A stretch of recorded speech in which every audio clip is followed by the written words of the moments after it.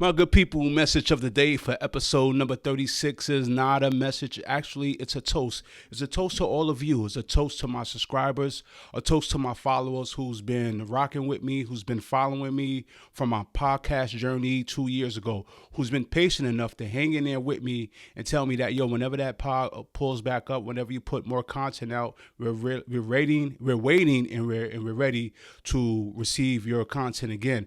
Now, this last hiatus that I took was the longest one of the podcast history.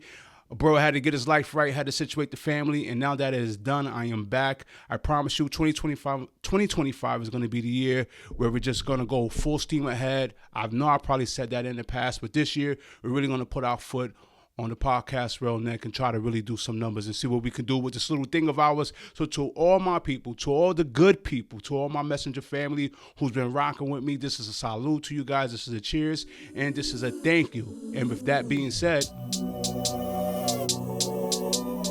let's get into episode number 36. Let's get it.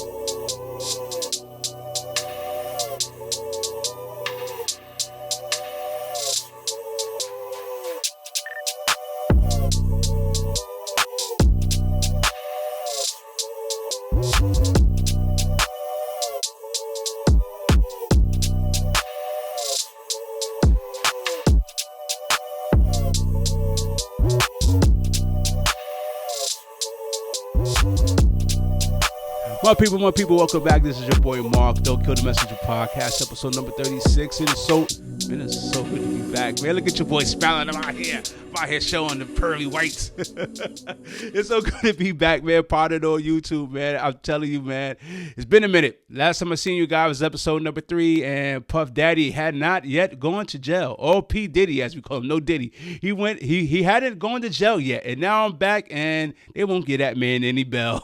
Damn. Time flies when you're having fun, my people. It really do, man. But I'm happy to be back. Like I said in the intro, thank you so much for rocking with me. Thank you so much for hanging in there with me while I kind of got things in my personal life situated. And like I said, man, just all the ones who came up to me and asked me, yo, when's the pod coming back? It meant the world to me because even though the numbers don't reflect it, I know there's a couple of people out there that's always going to support whatever content that I put out there. So to those people, a big shout out, big salute to you guys.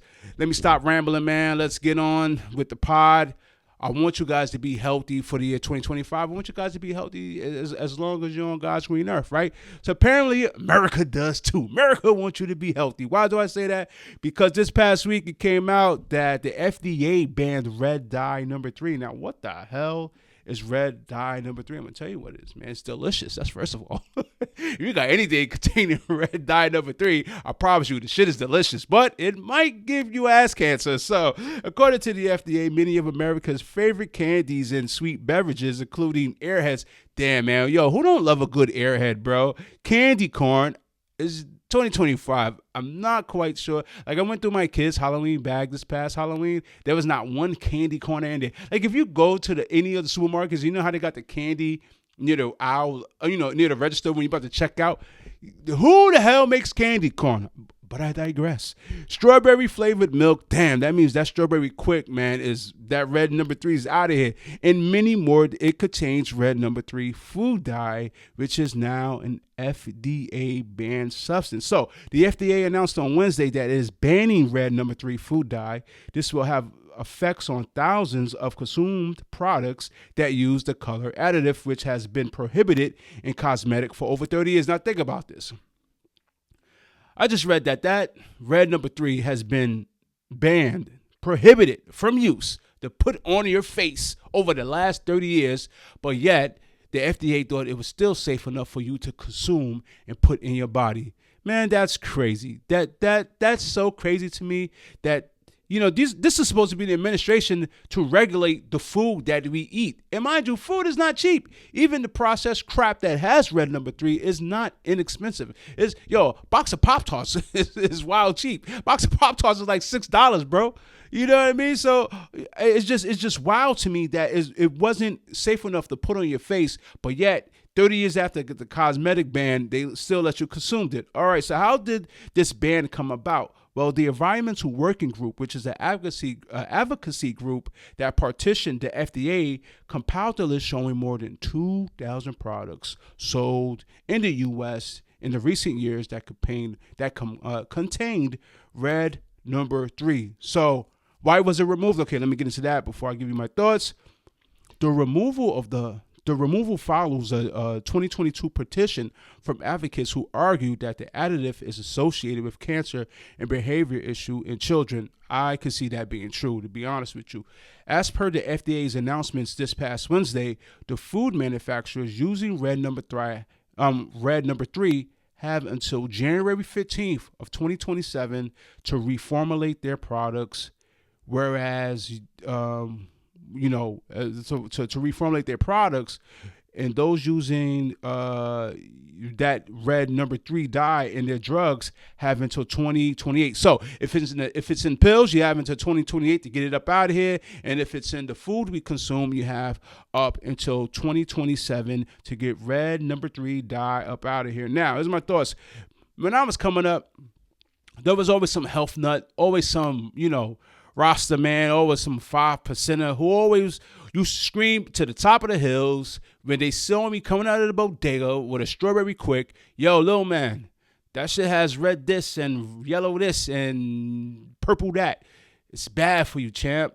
Don't drink that. Don't eat that.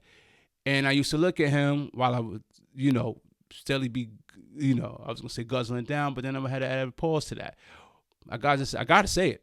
I would look at him while I'm guzzling down, pause, a strawberry quick, like, man, if you don't get out of my face, but as you get older, you realize it is important to read the labels especially of the processed food that we are consuming. It's so funny, man. So me and my wife, we was at BJ's the other day, picking up some food, and then we went down the frozen aisle, and it said healthy choices, right? It said healthy choices. So I'm like, okay, so let me see what healthy choices they had here. All the choices they had was probably some of the most unhealthiest shit you could eat. Impossible burger, impossible meat, impossible hot dog, impossible this, impossible that. Now, I was a vegan a couple of years ago, and I could tell you that I consume some of these fake meat products. They're some of the most unhealthiest things you can consume, and yet it is labeled healthy choices. That's crazy to me. So, red number 3 has been found to cause cancer in animals, and there's also evidence that several other dyes also have cancer-causing chemicals. There's yellow 5 and there's yellow 6. Like I said, the Rasta's been talking about that for decades. There's red 40, and they all have been found to be contaminated with benzidine and other cancer-causing agents. That's crazy to me. Now, here's some of the foods that contains yellow 5 and red dye number 3. Like I said, candy corn is one of them. So my youngest daughter, she had a bag of Doritos today. Now, I should have checked before. I should have known, but I let her eat the Doritos, right? But after that, I looked at the label of the Doritos, and it had yellow 5 in there. Processed pastries such as Twinkies. Yo, bro, who don't like a good Twinkie? Neon color sodas like Mountain Dew. Damn. Strawberry flavored quick.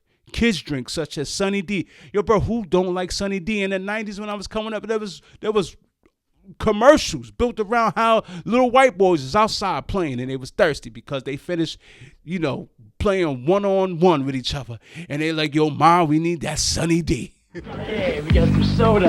OJ, purple stuff, Sunny Delight. Sunny Delight. Yeah. What's in this? Tastes like orange and tangerine. Yeah, lime. Some healthy junk too. Whoa. What are you doing? There's what? Problem, guys? No. Way to be Mr. Jackson. Come on. Kool-Aid Jammers, man. Some Gatorades and Powerades also got and contain red 3 and yellow 5. Like I just said, candy corn, some M&M, Starburst, even Captain Crunch. You get the point. Here's the problem. The hood loves this shit. I loved it. You love it. It's not even the hood. It's America. If you look around, my people, Americans are some of us are not the healthiest people in the world. A lot of us is obese. I'm not saying we're the most obedient, the most obese country, but if I had to guess, and I'll put it in my notes. Okay, yeah, I'm back saying that if I put it in my notes. Well, let me stay on top. Let me stay focused. But if I had to guess, man, we got to be top 5, bro. Because if you look at pictures from America, like in the 40s and the 50s, bro, we all slim and we all trim, man. We just finished coming from the beach, coming from the gym. We was all fit, bro. Even the brothers and sisters, we was fit, bro. Because back in the day, we knew what to eat and what not to eat, man.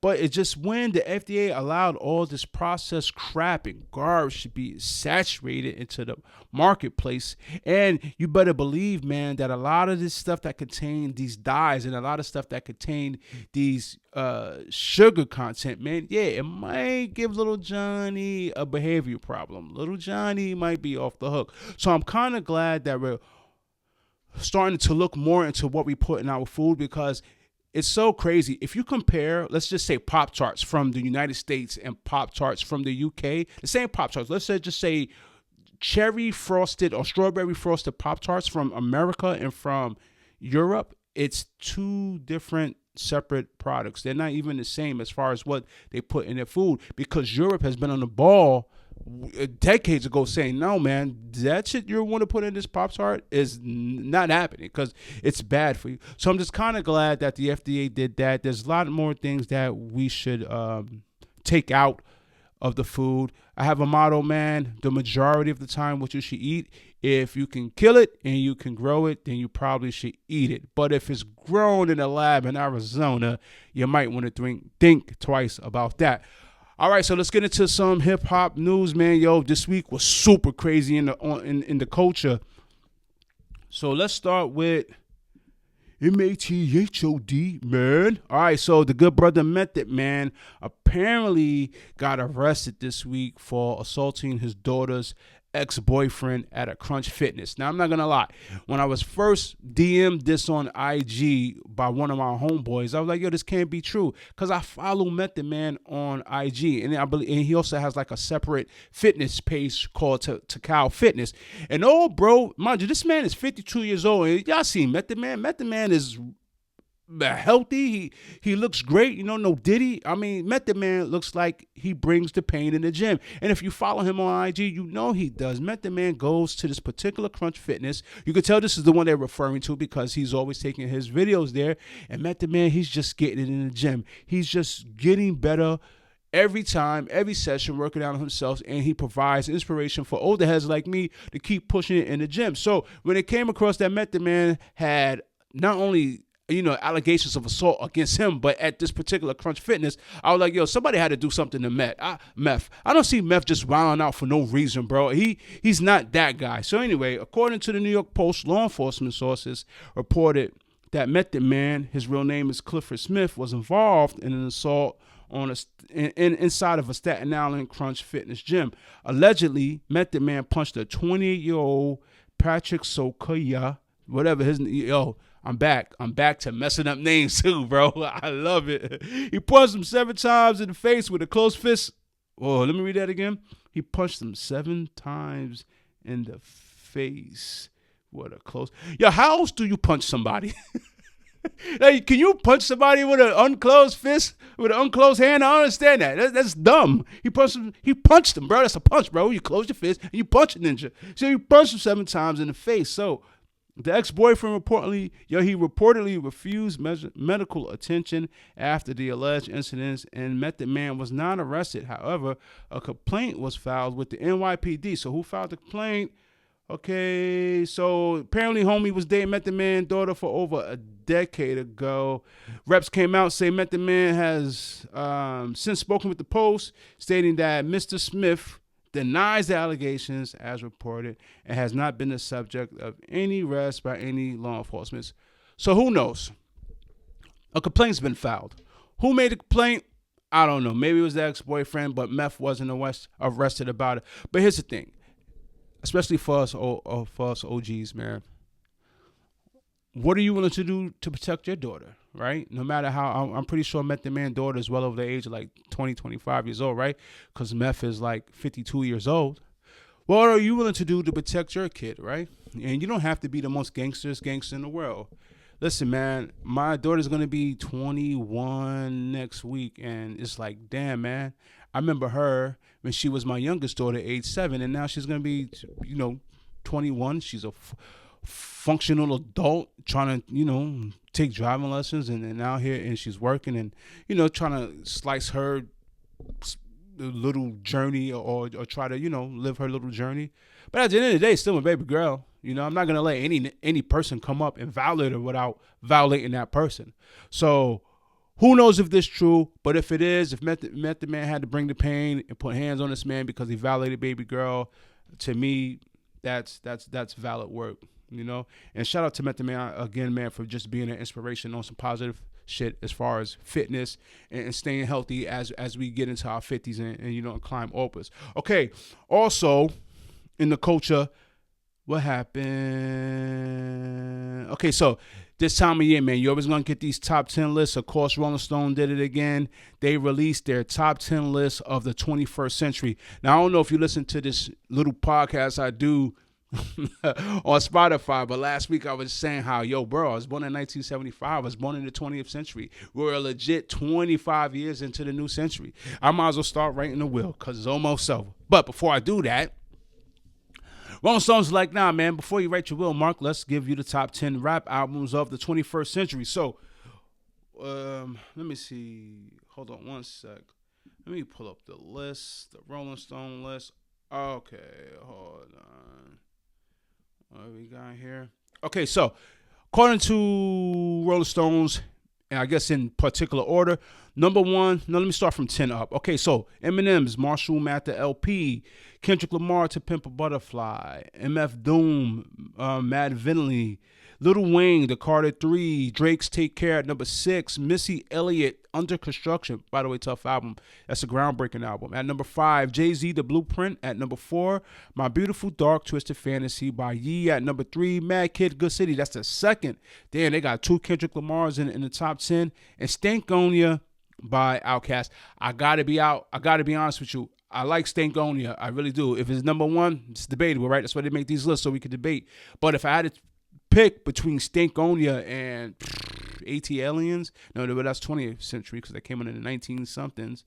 If I had to pick between that and The Love Below, I'm going with The Love Below. So anyway, that's the list. We can argue with it, and we are. Well, we're not going to argue with it because, right, that's their opinions. Do I feel like it's correct? Who knows? Listen, they're all, they're all up for debate. I guess it's depending on who you ask. So you didn't ask me, but I'm going to give it to you. Here's my top 10 list. Now, this is no particular order. This is just, I was telling myself, okay, so I got a list. I'm checking it twice. I'm trying to make out who's fucking nice, bro. So I was like, okay, man, if I had to pick 10 albums out of the 21st century, that means I can't go back. So you got no Biggie, you got no Pac, right? You got none of the OGs, right? Jay-Z's in there, that's because he's alive. But if I had to pick 10 albums in the 20th century that I can't live without, that I listen to at least once a year, what are those albums? Now, this is no particular order, but I got you 10 real quick, and then we're going to move on to the Jim and Cam shit. All right, so number 10, Nipsey Hussle, Victory Lap. Real quick, backstory. That album came out. It's 2019. Me, my brother, my other brother, we all go to California. We're bumping Nipsey. We go to the Marathon store. We buy some merch. My homeboy's wearing all red. We're in a Crip neighborhood. You couldn't tell me that wasn't going to be the last time I ever bought something because we were going to get shot. We made it out, went to Roscoe's. Everyone lived. It was a good day. That album means something to me. That album means something to me because every time I hear that album, I can listen to that album from top to bottom. It transports me back to a place. And that place happens to be hanging with my brothers for the first time out in Los Angeles. So that to me is my number 10. Okay, so my number 9, Lil Wayne, Carter 5. I get a lot of flack from being a New York bro who likes Lil Wayne, but to me, Lil Wayne is one of the best to ever do it. So I got Lil Wayne, Carter 5, not Carter 3, even though that was a good album. I got Carter 5 as my personal top 10. Jay-Z, The Blueprint is my personal number 8. You can't go wrong with The Blueprint. I might get killed for this one. At number 7 is Future and Drake, What a Time to Be Alive. I love that album. I call that my airport album. No matter where I'm going to, no matter where I'm flying out to, I'm always going to listen to What a Time to Be Alive with Future and Drake. To me, man, it's just two guys at the prime, in their prime as far as rap. I believe that album dropped. Damn, man, it's been 10 years since that album dropped. It's just a good album. My son at the time was young. We used to play that album back and forth. Beanie Siegel at number 6. Beanie Siegel, The Truth. That dropped. I had to check. I was like, because I thought it came out in 1999, but nah, that album actually dropped February 8th, 2020. I mean, 2000, February 8th, 2000. And that also takes me back to a time I just got my first 25, just got my first whip. It was a 1988 Stanza. And me and my boy Danny at the time, man, we used to break night. And that's when we still had CD changes, right? And all we would play was that damn Beanie Siegel. At number 5, I got The Game's 1992. Now, I'm probably going to get killed for this choice in the comments, but if you go back and you listen to 1992 by The Game, and it's like a timepiece album when he transports you back into the 1992 LA riots. To me, that's one of my personal best favorite albums of the 21st century. Okay, what I got at number 4, Get Rich or Die Trying. Come on, man, that's fifth first album. That I'm surprised that didn't make Rolling Stones top 10 album. It's probably top 20. To me, it's in my top 5. Number 3 is Pusha T, Daytona. Daytona, man, it's like, how can I put this, man? I'm not glorifying drug use or drug selling, but damn, if that's not art. If he doesn't make drug dealing art, I mean, bro, Daytona is a masterpiece as far as coke rap, as we call it. Number 2, I got Future, Dirty Sprite. Number 2. Half the time I don't know what Future's talking about. It's probably because he's on that damn lean all the time. But I'm telling you, man, he makes the most energetic, slurred, halfway there music. So I got Dirty Sprite at my number 2. And coming in at number 1, before we move on, as my top album of the 21st century, yo, man, I got Young Jeezy, Thug Motivation 101. Yo, bro, I can't skip that album. That's my pre-workout for the gym. And before I go to the gym, I'm listening at least from track 1 to 5 to get me hyped up. To me, man, it was just a good time to be alive at that moment when Jeezy dropped that album. Nobody knew who he was. To me, he was like the down south version of Beanie Siegel. So that's my personal number 1 as far as the top albums, hip-hop albums of the 21st century. Y'all are not ready to hear my top rock albums. Yeah, you're not ready. Maybe one day. Maybe I'll bring you along slowly. All right, so to wrap up news on the culture real quick, we all know what happened this week, right? We all know. So Jim Jones and Cam had a major back and forth, that was just public and everything went viral, as far as those two having words about each other. And let me tell you something. Mace is the funniest person alive. It's to the point Mace is so funny he don't even have to say a word. Mace can just sit there eating a box of popcorn, bro, just not saying a word, and it is hilarious. Now, come on, man, if you watch this pod, you know what's going on. I don't gotta rehash it for you. These two had words back and forth, pretty much.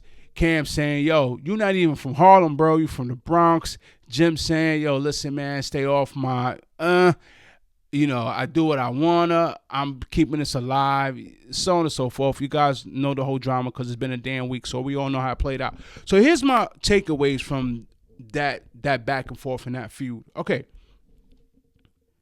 Yo, it's wild corny to beef, man, especially when you're a middle-aged man, bro, on the internet. Social media is the gift and the curse, bro. We're going to get into that later. You see the title of the show. It's the gift and the curse. It's cool when it's cool, but when it's corny, it's super corny. And things like people that used to be family, used to be friends, that used to rock out with each other, beefing over the internet, it's corny. I had an incident. I had a situation one time with me and a very good friend of mine. Not even, I'm lying. Let me rephrase that. Not a very good friend, my brother, like from another mother. We had a situation, right, that went viral on TikTok, and it was the most embarrassing shit ever. Because 1, we're men of a certain age. 2, you should never, ever have a situation to see 2 men who consider each other brothers like that. ever be in that situation. But it happened. And it was corny when it happened, and it's corny now. Sometimes you can get through it, sometimes you can't. Fortunately, and thank you to the man upstairs, that we were able to grow stronger and persevere. And, you know, you will never, ever see us do any corny shit like that. So my first takeaway is that, yo, man, that internet beef is corn bullshit to me. 2, you can't front on Jim Jones, man. Jim Jones been holding Dipset down as far as musically, bro. You can say what you want. You can say Jim Jones is old. You can say he's too old to be doing this. You can say that he's the final boss of YNs. Say all you want. When it comes to keeping Dipset musically relevant, Jim Jones is the reason why they are musically relevant. Now, we all know Cam still got it as far as the pen, because if you watch, you know, It Is What It Is, sometimes he starts off with a freestyle. Cam still got it. But as far as putting music out there to the public to consume, Jim Jones, man, I mean, he just don't stop. And, you know, he was getting a lot of flack and people saying that he's too old. I don't know if they're saying that he's too old for what exactly. Is he too old to be beefing on the internet with his one-time partner? Maybe so, but I think that even if you're young, that shit is corny. So it's not about the age. Is he too old to be rapping? Now, to me, I would have to disagree with that. And when you're young, you think that because you get older, you should stop doing things that you value or things that you enjoy, right? That's like saying, I'm too old to go to the gym, right? Or I'm too old to stop, you know, I'm too old to podcast. One might say that I am. But what's too old? To me, too old is when you can no longer do it. Too old is when you're dead. But as long as you have breath in your body, as long as you've been blessed to wake up in the Lord, you be like, let's go, let's get after it. You get after it, no matter your age. Because if Jim Jones, and it seems like he's fortunate to be healthy, he has his wits about him, there's a lot of people his age that are in decline, man, that can't physically or mentally have the capacity to do what he's doing. So to say someone's too old to do something because it might not be, you know, the era that you're in, to me, that's I disagree wholeheartedly with that. All right, 2 more takeaways, then we're going to move on. Cam was saying that Jim wasn't from Harlem, that Jim is originally from the Bronx. So that discredits Jim for claiming anything Harlem. Sometimes home is not where you live. Sometimes home is where you feel at peace. Home is where what gravitates towards your soul. Now, it's not the same, because I'm going to give you, maybe I'm, you know, going left field, and maybe this is far-fetched because it was still in the same borough. But anyway, I grew up on the block, Freeman and West Farms. I grew up on West Farms my whole life. And Freeman Street was literally around the corner. Now, as I got into my teens and I started hanging out with people, the people that I gravitated to, the people that I felt at home with, the people that I felt comfortable with, the people that I called when I had beef, the people that I split Chinese food with, $5 pork fried rice and chicken wings, lived on Freeman Street. So if you asked me where I was from, I wouldn't say West Farms. I would say West Farms and Freeman Street. But it got to the point, if you asked me where I was from, I'll tell you I'm from Freeman, because Freeman felt like home. Yeah, I resided on West Farms Road, but just that little simplicity, a simple thing as going around the corner, is where my people was at. So sometimes it doesn't matter where you lay your head. Wherever your people is at, and wherever you feel comfortable and safe at, that's just home, man. So if he was born in the Bronx or not, Harlem is his home. You can't knock Jim for that. And the last thing on this before we move on, the Lox Brotherhood has to be recognized, saluted, man, and put into like the Rock and Roll Hall of Fame. I don't know. We already got a photo out here of the Lox by in the Bronx, mind you, they're from the Yonkers, but we got a big ass mural of the Lox on Prospect Avenue in the Bronx near the White Castles. Their brotherhood should be saluted. These 3 men have been in the game since the mid-90s. I told you, this is the 21st century. At 25 years into it. 2025, and they just don't do goofy shit like this. They don't beef. And if they ever beefed in life, we never know, because they never put it out there.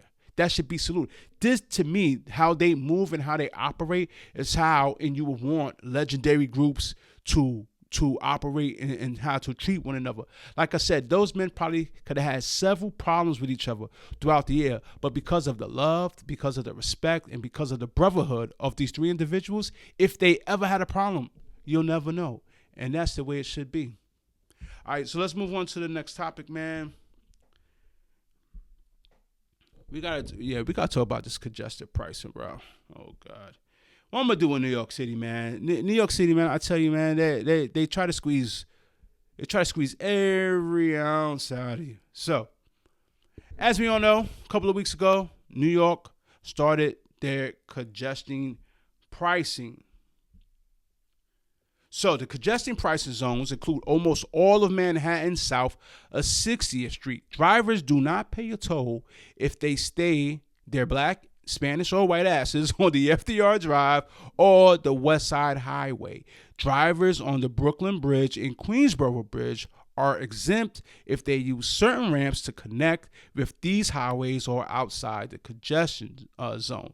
Tolls are not charged for vehicles that use or travel across the excluded roadways for trips beginning and ending the CBD. So now, who started this? We're all blaming the current governor of New York City, Kathy Hochul. We're all blaming her. Yo, Kathy, what you doing up there, man? You're making life hard for New Yorkers.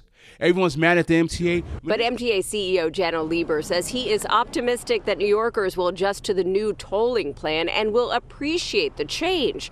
He says that congestion pricing is all about the future, with money raised going into the mass transit system. Commuters we spoke to today say they would embrace a better transit system and acknowledge that going forward, they'll be ditching their cars more often. So, how much is this ish going to cost you if you choose to stay in your car south of 60? Drive into what MTA says is the most congested district in the country between the hours of 5 a.m. and 9 p.m. Monday through Friday and 9 a.m. to 9 p.m. on weekends. Those are going to be peak hour prices. So that means $9 for passenger cars, $14.40 for small trucks and buses, and large trucks and tour buses. That's going to be $21.60. Many people are not happy about the controversial tolling program. So it's been like roughly 2 weeks of congestion pricing. Have we seen a difference? Is there less traffic? Let me see what the media has to say, because we can always trust print media, right? Okay, so after implementing congestion pricing for vehicle travel into the busiest section of Manhattan, New York's MTA, oh God, MTA, we're not looking good on this one, baby, is claiming that charging folks to enter certain areas is working, according to the figures for the first week. According to the New York Post, although the agency is trying to make people feel that they've made the right move to add more to their financial burdens to those affected by it, critics don't believe them. Officials from the MTA have stated that in their first reports that travel times on a bridge that connect to outer boroughs to Manhattan south of 61st Street was down as much as 40% during the week. They also claim that car traffic south of 61st Street fell by 16% from October and 7.5% from the same time in January 2024. That amounts to 273,000 fewer cars for the first week of congestion pricing in comparison to last year's numbers. Here's my thing. Bro, it's January, man. It's January. No. Hold on. Let me not start with that first. Let me take it back. Let me get political, because this is Don't Kill the Message podcast, and we have to get a little political. Okay.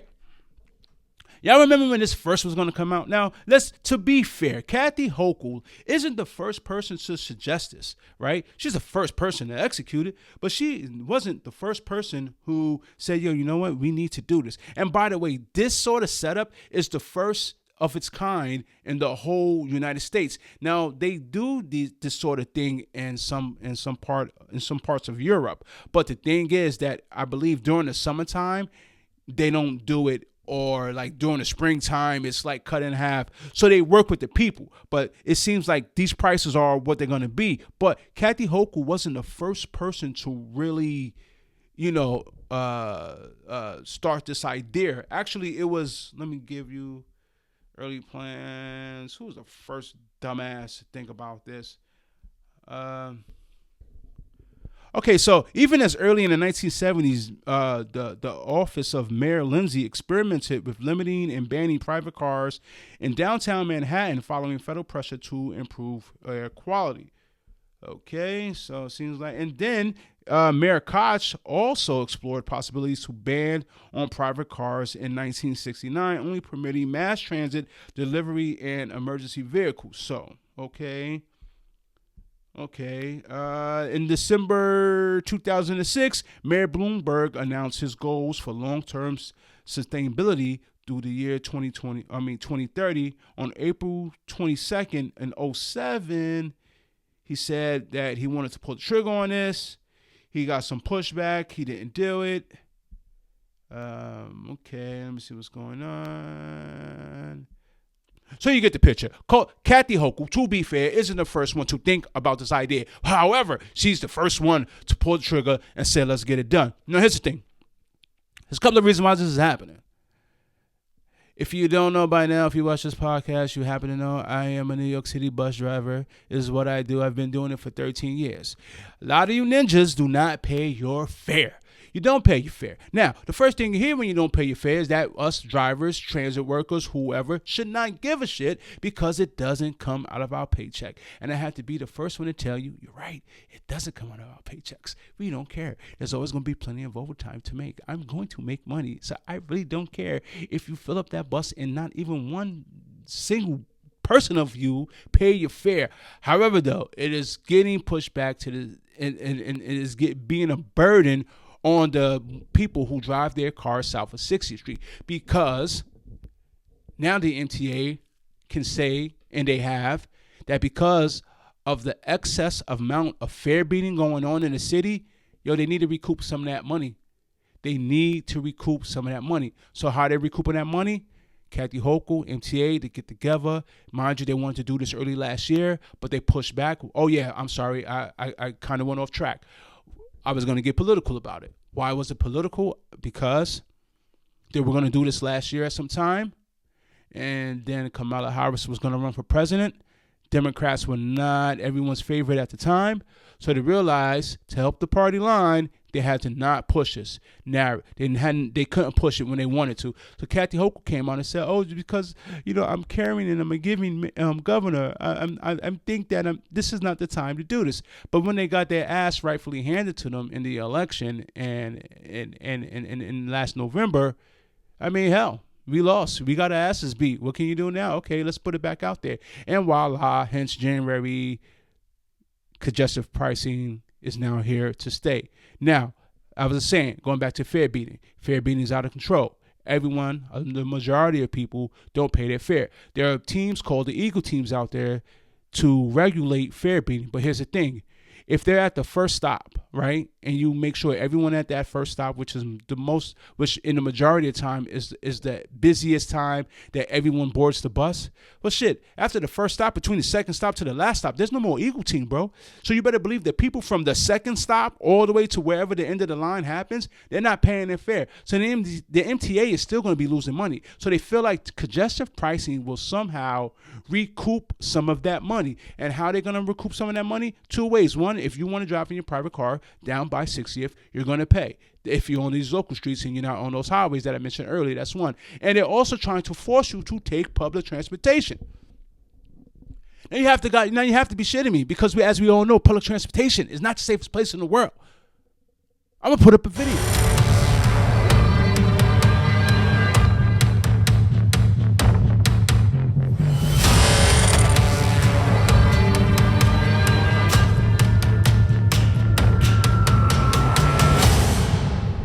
In a horrific and gruesome crime that has sent shockwaves across New York City, a man set a woman on fire inside the New York City subway train and used a shirt to fan the flames, causing her to become engulfed in fire. The suspect, accused of killing the woman, has been charged with murder in a New York court.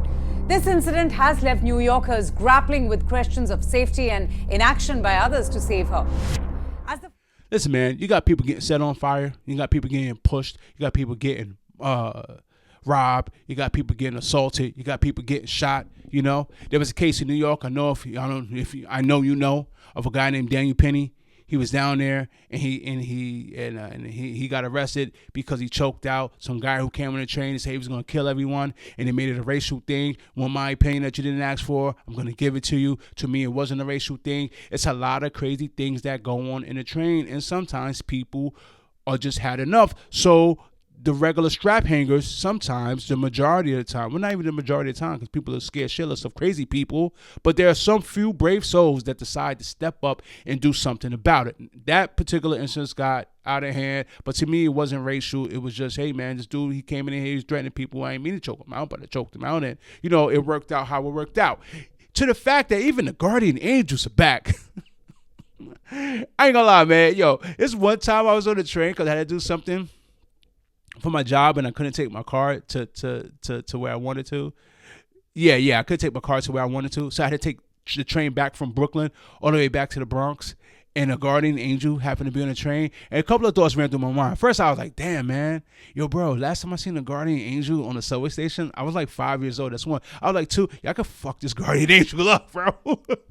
So I say that to say, if I can beat your ass, bro, you're not protecting nobody, bro. I'm serious, man. He's short and skinny. He had no wins, bro.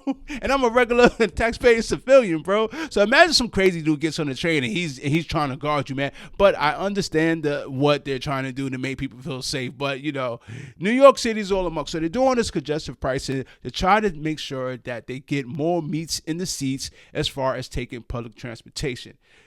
My honest opinion, let's see how it looks when it starts to get warm outside, where there's more people, you know, trying to get down below 60th Street when it's warmer. Then you could kind of see how it's, you know, working out. Is this thing good or bad for the city? All right, so listen, tomorrow it is January 20th, and there's 2 things that's happening. Well, let's start with the positive one. Let's just start with the positive one. Tomorrow is when we celebrate the life of Dr. Martin Luther King. Now, I don't know if you know, but if I had to pick a list like the Rolling Stones just did of people that mean the most to me as far as people that I've read up on, as far as histories and leaders of histories, Martin Luther King Jr. is got to be in my, if not number 1, he's in the top 3. And the reason I say that is because when he said he wants men to be judged by the content of their character and not their skin, yo, I really subscribe by that in life. I really try to. I try to do it the most I can. You know, like I said, I can get along with anybody outside of them being an asshole. If you're a jerk, if you're an asshole, if you got bad vibes, if you're a creep, if you're a total cornball, no matter if you're white, black, yellow, Chinese, or Asian, down with the Zulu Nation, I want no parts of being with you. So I try to look at the character of a man than his skin. So Martin Luther King is just a very important. I've read multiple books about the life of Dr. King. Was he a perfect man? No. Did he have side piece? Multiple. Was he a womanizer? Probably. But and I'm not judging. I'm not being hypocritical. None of God's creatures are perfect. But what he stood for and what he wanted is something that, you know, as a black man in America who just for the second time became a homeowner, I just believe that he would be proud of some of the progress that his people have made. And he'll also frown at some of the dumb shit that we do as far as our people's concerned, because sometimes, man, I mean, the internet got to start showing more positive images of us, because I'm telling you, if we just base our shit all on like drill rappers and webcam videos of cops trying to get us to calm down, I mean, I'm telling you, man, just, I don't know, man, I think he might be rolling over in his grave. Okay, so what's the second thing going on January 20th? Trump inauguration is tomorrow. Now, it doesn't seem that this one, well, it doesn't have as many people in a frenzy as when he became the 45th president. Like I said, the man won by a landslide. So apparently there's a lot of people on board with Trump being president again, right? So much so that Nelly and Snoop Dogg are performing. Let me get this fact straight before I start reading you false information about, let me see. Hold on one sec. Bear with me. You know, I got to pull out my stuff. No. Okay, so Snoop Dogg fans are appalled by the rapper's performance at a Trump inauguration party. So he's not going to be performing at the inauguration. He performed at a party celebrating it. So Snoop Dogg has upset a wide proportion of his fan base. I'm his fan. He hasn't upsetted me. Just want to put that out there on the record. After performing at the first ever crypto ball in celebration of Donald Trump upcoming inauguration, which is tomorrow. Snoop was filmed performing his classic tracks Nothing But a G Thing at a party hosted by David Sachs, former PayPal COO, and the incoming White House AR and crypto czar. Okay, so Snoop is performing. Come on. First of all, I think it's gangster. Nothing but a G thing. Okay, he's performing nothing but a G thing, and probably in a room full of white Republicans. That's, to me, is not to be called a coon move. To me, that's just a real gangster-ish. First, it shows how far hip-hop has gone. Secondly, it shows Snoop Dogg is Snoop Dogg. He does what he wanna. And three, it shows that Snoop Dogg, just like the rest of us, is an American. Okay, and then also who also came under some heat about performing was Nelly. Now, Nelly ain't bothering nobody, man. He just had a baby with Ashanti. Why is the TikToks? And we'll talk about that in our last segment of the pod. Okay, so rapper Nelly is set to perform at one of President-elect Trump's Okay, so he's not at the inauguration. He's just going to perform at the inauguration of one of the balls. On Monday, the Grammy Award-winning artist known for his global O2, Hot in Here, will take the mic at the inaugural Liberty Ball on Monday. Okay, so why is this a big thing? Well, first of all, they're black artists, right? That's first of all. Secondly, they're gonna perform at a ball that's dedicated to the incoming president, Donald Trump. And of course, throughout the socials, some of the socials, they're being called coons and sellouts and how you're gonna do it. Willie D from the Ghetto Boys, who, you know, I grew up an avid fan of Scarface and the Ghetto Boys. He also had something to say about, Nelly performing at the ball, and Nelly gave a response to that. I'm not doing this for money. I'm doing this because it's an honor. I respect the office. It don't matter who is in office. The same way that our men and women, our brothers and sisters who protect this country, have to go to war and have to put their life on the line for whoever in office. So if they can put their life on the line for whoever in office, I can damn sure perform for whoever. You know what I'm saying? Now, I'm not saying that he ain't got some fucked up ways.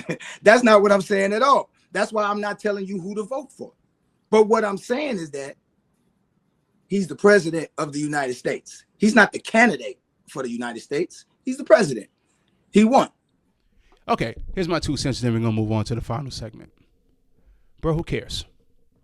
Who cares? Who cares? They're going to perform for President Trump. They might have even voted for the upcoming President Trump. Bro, who cares? Why is it such a big deal? Why do we all have to have the same thinking as black people when it comes to politics? It's getting tiring, people. It's getting to the point where I don't even like to talk about it anymore. But when I see dumb shit like this, and I see these two men getting criticized for performing at President Trump's ball because he's about to become the 47th president, I gotta say something about it. It's stupid. Now, Willie D and a lot of people saying that Donald Trump is a threat to democracy and he doesn't like black people, and he's probably going to put us all back in cages, and by the time you see this podcast, I will probably be in a plantation somewhere in Virginia picking cotton because Trump is going to become president again. Guys, hold the phone, man. What are we talking about, guys? What are we talking about? So when it comes in regards to Trump and black people and how black people feel about him, some, not all, right? They always bring up the Central Park Five brothers. Now, here's my thoughts on this, because sometimes people have revisionistic history, and my memory sucks, but I remember that time. And I remember that time when, unfortunately, these young men were arrested for a crime of sexually assaulting a jogger who happened to be white in Central Park.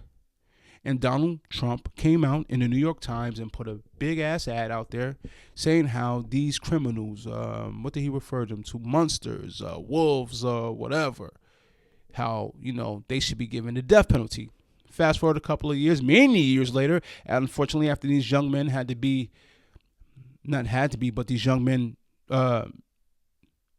served jail time, the actual perpetrator of the crime came out and said, you know what, man, I've been holding this in for years, and they didn't do this. If you guys all seen the documentary on them, it is excellent. If you've seen the biopic on them, it is excellent. But for some reason, Donald Trump seems to be the fall guy for this because of that article he put. Guys, when that article came out, and I'm going to say this because it's just real. It's just facts. We were all made to believe that these young men committed this crime and that New York City, because every decade there's always the New Yorkers going to shit, right? I mean, you see me talk shit about New York and I feel like the city and I feel like it's going to shit. The 80s was no different. The city was going to shit.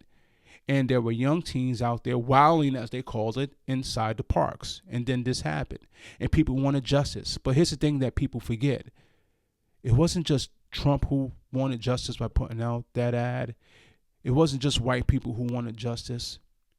It was also people in the hood calling for these boys arrests, calling for these boys to be sentenced and locked up.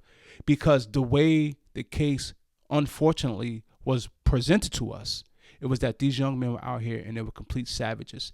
When now we all know decades later that they was trumped up charges and these young men simply wanted to go to hell home, so they confessed to a crime they didn't commit. Ladies and gentlemen, I'm here to say I can't put that all on Trump because we all had a sentiment. We all felt something, unfortunately, against these young men because of the information and evidence that was provided for us at that time. I'll never forget my mother and father being happy at the time that these young men were caught. Now, no one at that time knew that these young men were innocent and was forced into a confession of a crime they didn't commit. So when we use that to say that Donald Trump hates all black people, if I'm being honest with him, I'm just not buying it. I mean, I'm just not buying it. This past cycle of the presidential runs and campaigns, Donald Trump pulled up to two of the poorest hoods, not only in the city, but in America. Donald Trump was in the Castle Hill section of the Bronx, and he was also in Crotona section of the Bronx. He didn't go to Riverdale Park. Hell, he didn't even go to Central Park, where he has, dozens of real estate around the area. No, he went to Crotona Park. Sorry, guys. That narrative that he hates black people, to me, in my opinion, like I said, who am I? I'm just a bus driver who does a podcast in his new man cave. It's bullshit. All right, guys, so let's get into the last segment of the pod. Damn, it feels good. It feels so good to be back. It really does. Hey, don't forget, before we get into that last segment, though, still need you to do me a solid. Hit the like, hit the subscribe. All right, now. Okay, so woke up this morning, about to head to church. Like I told you, my oldest daughter's about to be 21. She's like my broke best friend. My broke best friend is looking down in the press. I'm like, what's wrong with you, kid? What? Well, what'd he do? What happened?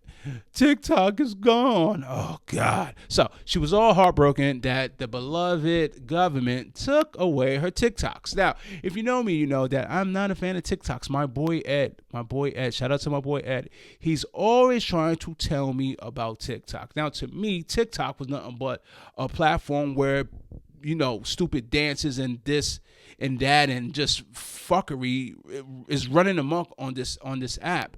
But actually, Ed told me there's a part of TikTok that is very educational. Actually, it is the part of TikTok that the Chinese version show to their, young adults and people out there. So their TikTok is a little more educational than America's TikTok. So anyway, TikTok, it was gone this morning. Now,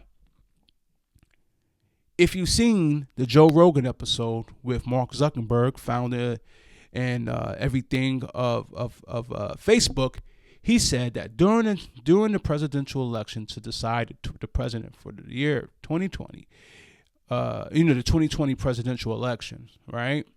That he was censored in some cases, and some people in the government got in touch with him and told him, hey man, don't post this, don't post that, especially when it pertained to the COVID vaccination. Now my thing is this: everything at that time was being fact checked. Everything was being deleted. If you posted something that they felt like was misinformation, it wouldn't be there anymore. So Zuckerberg is saying that the fact checking tool is no longer going to be part of Meta, Facebook, whatever you want to call it, which is a good thing. Listen, man, here's the way you censorship shit. If you don't want to see something or you don't like what someone says, just move on and don't look at it. Don't pay attention to it. But it's still America, right? We still have free speech and you still can be able to say what you want. You know, you can't yell fire in a crowded theater if there isn't fire, but you could probably say some asshole stuff, and that's okay. I may not agree with it. I may disagree with it, but it is your right as an American citizen to do so. So Meta is no longer doing fact checking. They're going to do something similar to X's community notes, which is a good thing. And it seems like Mark Zuckerberg is getting boring and being hard again because this dude is fighting jinjitsus and he's hanging out with Dana White. So, I mean, he's going to bound to change his tune on things, right? And plus, he's no businessman too. He sees that the tide is swinging the other way, and all that woke censorship, people being sensitive about this and that. No one wants to hear that no more. And this is why the election, ended up the way it did. So anyway, going back to the TikTok, I called my daughter, check on her because I know she's in her TikTok blues. I said, hey, kid, you okay? She sounds happy. I said, oh, you sound happy. That's good, man. What you do? You went out for a run? I know it's snowing, but did you go out for a walk? What happened? We don't have a dog yet. Did you walk an imaginary dog? No, Dad. TikTok is back. I said, what? Yo, bro, TikTok was just banned 5 hours ago. How the hell did TikTok get back that fast? I'm going to tell you how. Oh, my computer just went off. Okay, so TikTok began restoring service for U.S. users after Trump comment. Trump ain't even president yet. It's the 19th. By the time you see this pod, he will be, though. But it is January 19th. Man's not even president. And just like that, with the snap of a Thanos Infinity Glove, Trump brought TikTok back just like that. So what did Donnie do? Okay, TikTok said Sunday that it would be restoring service to U.S. users after blocking it the evening before. In a statement, TikTok said its video platform is coming back online after President-elect Trump provided the necessary assurance to the company's service providers. In agreement with our service providers, TikTok is in the process of restoring service, TikTok said on X. Damn, even TikTok got an X account. Okay. We thank President Trump for providing the necessary clarity and assurance to our service providers that will face no penalties, providing TikTok to over 170 million people follow TikTok. Damn, Americans, and allowing over 7 million small businesses to thrive. Because TikTok, okay, here's what I'm trying to say. And I'm glad Trump came to, even though he's not the president as of today, but will tomorrow. And I'm glad he here's why. Even though I hated TikTok at first, if you use TikTok, like the STEM version of it, like for educational purposes, there's a lot of things I've learned about investing in stocks. A lot of things I've learned about, cooking, a lot of things I learned about fitness. If you use TikTok and there's any of this social media stuff, hey, I can either look at motivational videos all day on Instagram, or I can look at big booty chicks all day on Instagram. So it really decides on what you're looking for and what you want to do. But you can always use it for good, or you could always use it for evil. But however, though, you have the right to make the decision. I don't think it should be the right for the government to ban an app. Now, originally, America said, the government said that they were banning TikTok because of Chinese invasion of our privacy in regards to our data. Yo, man, the jig is up on the data, bro. Yo, bro, everyone data is out there. I don't care who you are, bro. I'm about to be 50 years old right now. And this year, at the end of the year, and all that's coming up on my feeds is ads about how to do workouts from home as a man that's 50 and older, and Cialis pills, bro. So my algorithm is telling me, yo, you gotta take dick pills and do more ab workouts. Yo, the data's out there, man. So no matter what you do, you can't stop it. We should have banned a whole entire platform because of it. The data breach is out, man. It's out, and it's just not TikTok. No matter if it's Amazon, Facebook, the data is out there. You're not gonna put that genie back in the bottle. So I'm happy the day ended happy. On a good note for my daughter who's on TikTok, and I just hope that she does become a mindless monkey face TikTok user.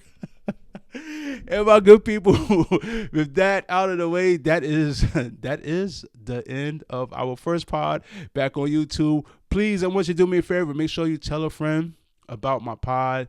make sure you tell a friend about my pod. And as always, I want to thank you guys for the love and support. Like 2025 is going to be a very good year. Something happened to me in church today, and I'll talk about it on later pods. That I have a funny feeling this year is going to be a monumental one in my life and in my family's life as well. So, my good people, I need you to do me a favor, hit that like button, hit the subscribe button, and I hope you guys are safe out there. I know the snow is falling. I think it stopped, so I don't think it's as bad as the weather forecast made it out to be. But I want you to have a good week. If you got Martin Luther King Day off, man, whatever you do, be safe tomorrow, and I want you to enjoy your day off of work if you have the day off. And remember, as always, I want you to go out there. I want you to love yourself. I want you to love others, but more importantly, I want you to love God, man. And that is it for episode number 36. Don't Kill the Messenger podcast. This is your boy Mark signing off, and I'll see you guys on episode 37. Peace.